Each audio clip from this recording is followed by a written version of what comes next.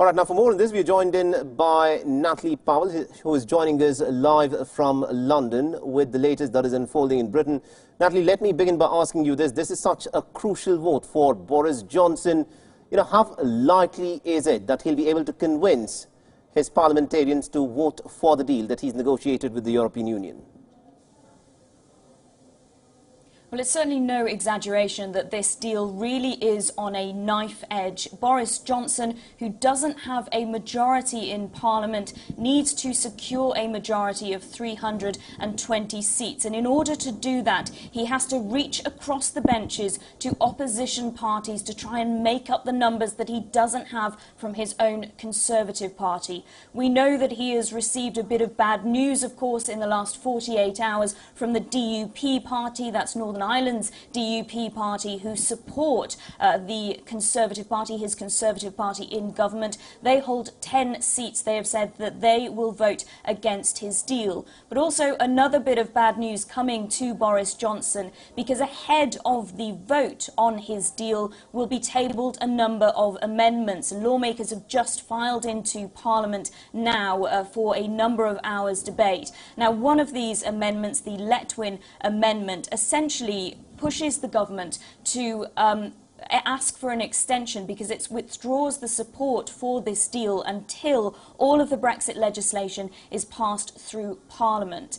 Now, what we're hearing from sources at number 10 at the moment is that if this amendment is subject to a vote in Parliament ahead of the main motion, in other words, Boris Johnson's deal, then potentially the government will withdraw the vote on their deal, and essentially there won't be a vote on Boris Johnson's Brexit deal today. All right, a lot of technicalities there, but you know, in terms of how the numbers up here, it is an extremely close call.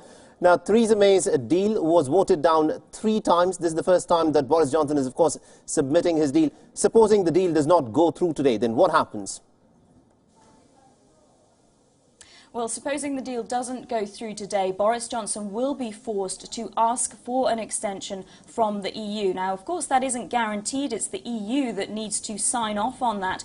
Unanimously, all 27 EU member states need to agree to an extension. But Boris Johnson, under an Act of Parliament that was passed a few weeks back, will be forced to do that, as opposed to end up in a no-deal situation come the deadline of the 31st of October. Now, what we've been hearing from the Prime Minister himself, though, is fairly confusing, because he has been saying that do or die, in his words, the UK will be leaving the EU come the 31st of October. But he's also said that he will abide by the law, and the law being that if he's unable to secure a deal today, then he will have to seek an extension.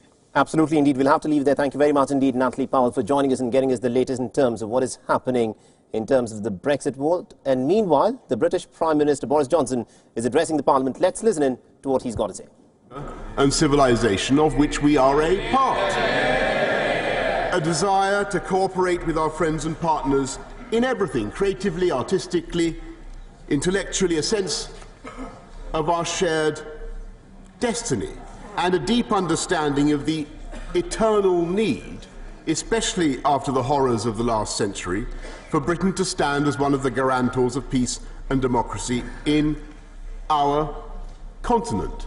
And it is our continent.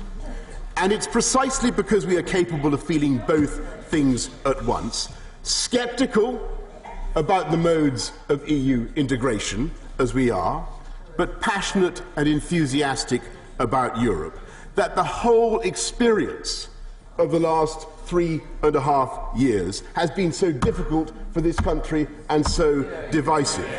And that is why it is now so urgent for us to move on and to build a new relationship with our friends in the EU on the basis of a new deal. A deal that can heal the rift in British politics, unite the warring instincts in us all. And now is the time for this great House of Commons to come together and bring the country together today. As I believe people at home are hoping and expecting, with a new way forward and a new and better deal both for Britain and for our friends in the EU. And that is the advantage of the agreement that we have struck with our friends in the last 2 days. Because this deal allows the UK, whole and entire, to leave the EU on October the 31st, in accordance with the referendum, while simultaneously looking forward to a new partnership based on the closest ties of friendship and cooperation. And I pay tribute to our European friends for escaping the prison of existing positions and showing the vision to be flexible by reopening the withdrawal agreement, and thereby addressing the deeply felt concerns of many in this House. And one of my most important jobs is to express those concerns to our European friends. And I shall continue to listen to all honourable members throughout the debate today, to meet with anyone on any side, and to welcome the scrutiny the House will bring to bear if, as I hope, we proceed to consider the withdrawal bill next week. Today, this House has a historic opportunity to show the same breadth of vision as our European neighbours, the same ability, resolve to reach beyond past disagreements by getting Brexit done and moving this country forwards as we all yearn to do. This agreement provides for a real Brexit, taking back control of our borders, laws, money, farming, fisheries and trade, amounting to the greatest single restoration of national sovereignty in parliamentary history. It removes the backstop which would have held us against our will in the customs union and much of the single market. For the first time in almost 5 decades, the UK will be able to strike free trade deals with our friends across the world to benefit the whole country, including Northern Ireland. Article 4 of the protocol states Northern Ireland is part of the customs territory of the United Kingdom. It adds, nothing in this protocol shall prevent Northern Ireland from realising the preferential market access in any free trade deals on the same terms as goods produced in other parts of the United Kingdom. Our negotiations have focused on the uniquely sensitive nature of the border between Northern Ireland and the Republic, and we have respected those sensitivities. Above all, we and our European friends have preserved the letter and the spirit of the Belfast Good Friday Agreement and upheld the long-standing areas of cooperation between the UK and Ireland, including the Common Travel Area. And as I told the House on the 3rd of October, in order to prevent a regulatory border on the island of Ireland, we propose a regulatory zone covering all goods, including agri-food, eliminating any need for associated checks at the border. But, Mr. Speaker, in this agreement we have gone further by also finding a solution to the vexed question of customs, which many in this House have raised. Our agreement ensures, and I quote, unfettered access, market access for goods moving from Northern Ireland to the rest of the United Kingdom's internal market. It ensures that there should be no tariff on goods circulating within the UK customs territory, that is between Great Britain and Northern Ireland, unless they are at risk of entering the EU. It ensures an open border on the island of Ireland, a common objective of everyone in this House. And it ensures for those living and working alongside the border, there will be no visible or practical changes to their lives. They can carry on as before. I believe that this is a good arrangement, reconciling the special circumstances in Northern Ireland with the minimum possible bureaucratic consequences at a few points of arrival in Northern Ireland. And it is precisely to ensure that those arrangements are acceptable to the people of Northern Ireland that we have made consent a fundamental element of this new deal. So no arrangements can be imposed on Northern Ireland if they do not work for Northern Ireland. The people of Northern Ireland will have the right, under this agreement, to express or withhold their consent to these provisions by means of a majority vote in their assembly 4 years after the end of the transition. And if the assembly chooses to withhold consent, these provisions shall cease to apply after 2 years, during which the Joint Committee of the UK and EU would propose a new way forward in concert with Northern Ireland's institutions. And as soon as this House allows the process of extracting ourselves from the EU to be completed, the exciting enterprise of building a new relationship with our friends can begin, which has been too long delayed, and which they would delay any further. Mr. Speaker, I do not wish this project to be the project of any one government or any one party, but rather the endeavour of the United Kingdom as a whole. Only this Parliament can make this new relationship the work of the nation. And so Parliament should be at the heart of decision-making as we develop our approach, and I acknowledge that in the past we have not always acted perhaps in that spirit. So as we take forward our friendship with our closest neighbours and construct that new relationship, I will ensure that a broad and open process draws upon the wealth of expertise in every part of this House, including select committees and their chairs.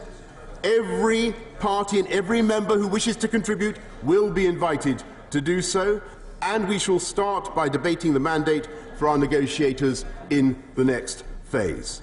Mr. Speaker, the ambition for our future friendship is contained in the revised political declaration, which also provides for this House to be free to decide our own laws and regulations. I have complete faith in this House to choose regulations that are in our best tradition of the highest standard, of the highest standards of environmental protections and workers' rights. No one anywhere in this chamber believes in lowering standards. Instead,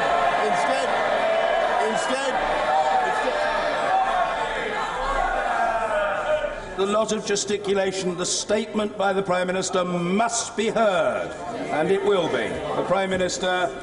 Mr. Speaker, I'm grateful. No one believes in lowering standards. Instead, we believe in improving them, as indeed we will be able to do, and seizing the opportunities of our new freedoms. For example, free from the common agricultural policy, we will have a far simpler system where we will reward farmers for improving our environment and animal welfare, many of whose provisions are impossible under the current arrangements, instead of just paying them for their acreage. And free from the common fisheries policy, we can ensure sustainable yields based on the latest science, not outdated methods of setting quotas.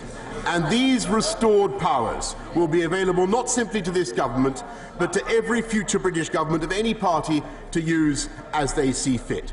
That is what restoring sovereignty means. That is what is meant in practice by taking back control of our destiny. And our first decision, on which I believe there will be unanimity, is that in any future trade negotiations with any country, our National Health Service will not be on the table. Mr. Speaker, I am convinced that an overwhelming majority in this House, regardless of our personal views, wishes to see Brexit delivered in accordance with the referendum. A majority. And in this crucial mission, there can no longer be any argument for further delay. And as someone who passionately believed that we had to go back to our European friends to seek a better agreement, I must tell the House that with this new deal, the scope for future negotiation, for fruitful negotiation, has run its course. He said, that we couldn't reopen the withdrawal agreement, Mr. Speaker. They said we couldn't reopen the withdrawal agreement. They said we couldn't change a comma of the withdrawal agreement. They said we couldn't abolish the backstop, Mr. Speaker. We've done both. But it is now my judgment that we have reached the best possible solution. So those who agree, like me, that Brexit must be delivered, and who, like me, prefer to avoid a no-deal outcome, must abandon the delusion that this House can delay again. And I must tell the House in all candour that there is very little appetite among our friends in the EU for this business to be protracted by one extra day. They have had 3.5 years of this debate. It has distracted them from their own projects and their own ambitions. And if there is one feeling that unites the British public with a growing number of officials in the EU, it is a burning desire to get Brexit done. And I must tell the House again, in all candour, that whatever letters they may seek to enforce. All right, so that is British Prime Minister Boris Johnson there, insisting that this deal that he's negotiated with the European Union is pretty much the best deal that Britain can actually get to get out of the European Union. He's also said that in any future trade negotiations with any other country, the National Health Service will not be on the table. And he's also said that the patience of the people of Britain is running out because Brexit happened about 3.5 years ago, and there's been adequate enough time for the Parliament and the country to deliberate upon the manner in which they should, in fact, get out of the European Union. So it is a very crucial day that is unfolding in the British Parliament. Remember, this is as far as what Theresa May had come. She had also negotiated a deal with the European Union, but that was watered down, not once, not twice, but thrice. And it'll be very, very interesting to see whether Boris Johnson can succeed where Theresa May could not. Fulfills the verdict of the majority.